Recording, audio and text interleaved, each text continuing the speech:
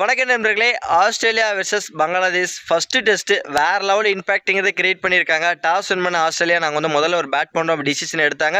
அது அவங்களுக்கு ஒரு பெரிய பாதகமாகவே அமைஞ்சதுன்னு சொல்லி ஆகணும். இந்த ஹசன் மஜ்மூத்தோட பவுலிங்கை தாக்கு பிடிக்க முடியாமல் ஆஸ்திரேலியா பேட்டிங் சும்மா நில ஒழிஞ்சு போனாங்க. ஸ்டீவன் ஸ்மித்தை மட்டும் தனியால் என்ன ஒரு இம்பாக்டிங் கிரியேட் பண்ணார். இருந்தாலும் அவராலும் பார்த்தீங்கன்னா ஒரு கட்டத்தில் அவர் நிலைச்சு நிற்க முடியல. இருந்தாலும் ஆஸ்திரேலியா அணி முதல் இன்னிங்ஸில் 198 ரன்னுக்கெல்லாம் அனைத்து விக்கெட்டையும் இழந்தாங்க. அதுக்கப்புறம் பேட்டிங் ஆரம்பிச்ச பங்களாதேஷ் வேற லெவல் இம்பாக்ட் கிரியேட் பண்ணாங்க. அதுவும் பார்த்தீங்கன்னா ஹசன் வேற லெவல் 100 இன்னைக்கு 101 ரன்னுங்க. அதோட மட்டும் நிற்கல. ப்ளஸ் அவங்களோட கேப்டனும் பார்த்தீங்கன்னா ஒரு 80 ரன் அடித்தார். ப்ளஸ் மெஹந்தி ஹசன் அவரும் பார்த்தீங்கன்னா அவர் பங்குக்கு ஒரு 60 ரன் அடிச்சிருந்தாரு.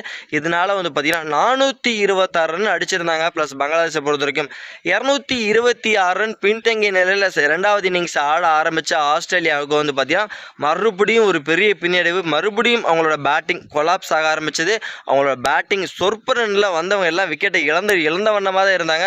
இருந்தாலும் கேமரன் கிரீன் மட்டும் தனியால் என்ன ஒரு அருமையான 100 பதிவு பண்ணாருக்கு.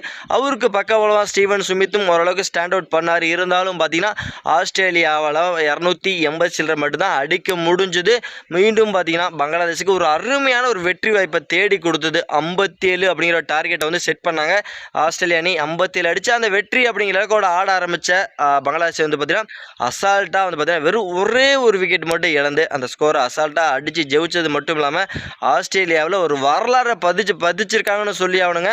பல வருடங்கள், அதாவது 20 வருடங்களுக்கு மேலே ஆயிடுச்சு ஆஸ்திரேலியா மண்ணில் போய் இவங்க கிரிக்கெட் விளையாண்டு ப்ளஸ் டெஸ்ட் மேட்ச் விளையாண்டு ப்ளஸ் அந்த 20 வருட பசியை இன்றைக்கி தீர்த்துட்டாங்கன்னு சொல்லி ஆகணும்.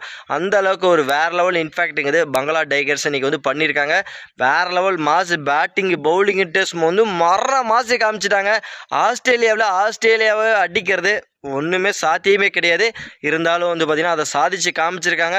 இப்போ 1-0 சீரீஸில் முன்னிலையில் இருக்காங்க. இன்னும் ஒரு டெஸ்ட் மேட்ச் இருக்குது. அதையும் ஜெயிச்சு சீரீஸை சீல் பண்ணுவாங்களா இல்லை ஆஸ்திரேலியா ஏதாவது மேஜிக் மிராக்கிள் பண்ணுவாங்களா?